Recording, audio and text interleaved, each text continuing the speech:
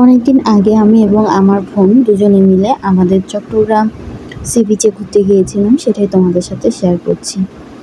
কিছুদিন হলো আমাদের বোন আমাদের বাসায় থাকতে আসছে। তো ও যখন চলে যাবে তার একদিন আগে আমরা চিন্তা ভাবনা করলাম যে আমরা সি বিচে ঘুরতে যাব। তাই বিকেলবেলা আমরা রেডি হয়ে বের হয়ে গেলাম, আমার ছেলে, আমি আর ও। আমরা তিনজনই গেলাম ঘুরতে। যেহেতু এখন ছুটি নেই, সবাই চাকরিতে গেছে, সেহেতু সি বিচ ছিল পুরো ফাঁকা। খুব কম সংখ্যকই লোক এসেছিল সি বিচে এবং পুরো নির্জন আর খুবই পরিষ্কার একটা স্থানের মতো মনে হচ্ছে। শুক্রবার দিন যেমন লোকজন থাকে তেমন পরিষ্কার তো থাকেই না, আর বিভিন্ন জায়গা অসম্ভব দোকান থাকে, যে কারণে এই জায়গাটা আরও বেশি অপরিষ্কার লাগে।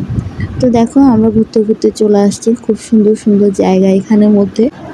তার মধ্যে সবচেয়ে আমার ভালো লাগে এই জায়গাটা, যখন সি বিচের কাজ শুরু হয় নাই, মানে অনেক 2-3 বছর আগে, তখনকার সি বিচ আর এখনকার সি বিচের মধ্যে অনেকটা তফাৎ রয়েছে। তখনকার সি বিচটা আমার অনেক ভালো লাগতো এই সি বিচের তুলনায়। গাছপালা ছিল চারিদিকে, ঘাস সবুজ, অনেক সুন্দর লাগতো। কিন্তু এখন গাছপালা কমে গেছে, প্লাস সবুজ তেমন নাই। তাই আমার থেকে এই সাগর ছাড়া আশেপাশে আর কিছুই ভালো লাগে না। আগে যখন আমরা সি বিচে আসতাম তখন সি বিচে কম, গাছপালা নিচেই বসে থাকতাম বেশি। তো দেখো আমরা তিনজনে মিলে দুষ্টামি করতেছি। আমার ছেলে অনেকটা ইচ্ছে ছিল পানিতে নামার, ও অন্যবার অনেক পানিতে নামে, কিন্তু এখন যেহেতু আমাদের সাথে কোনো ছেলে নাই, আমরা মেয়েরাই এসেছি, তো সেহেতু ওকে আর তেমন একটা পানিতে নামতে দেই নাই।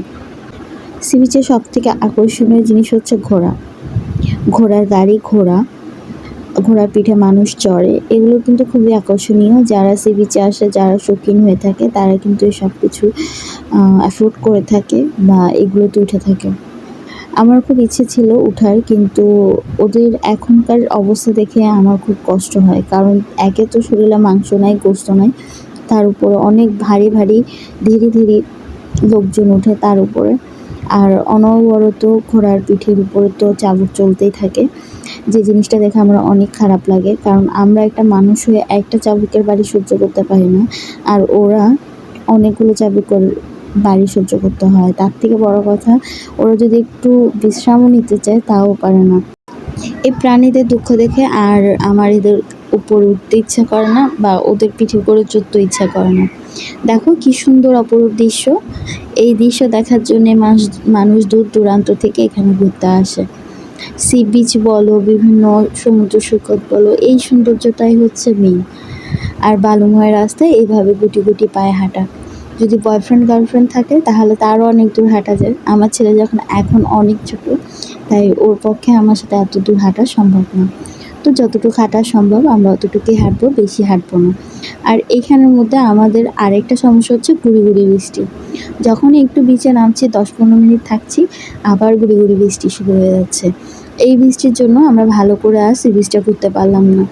মনের মধ্যে অনেক দুঃখ নিয়ে, কষ্ট নিয়ে আমরা সি বিচ থেকে চলে যাচ্ছি, কারণ এখন অনেকটা বৃষ্টি পড়তেছে, আর আমার বাচ্চা যেহেতু ছোট, সেহেতু ওকে নিয়ে আমরা বৃষ্টির মধ্যে ভিজতে পারবো না। তাই আমি এখানে ব্লগটা শেষ করছি।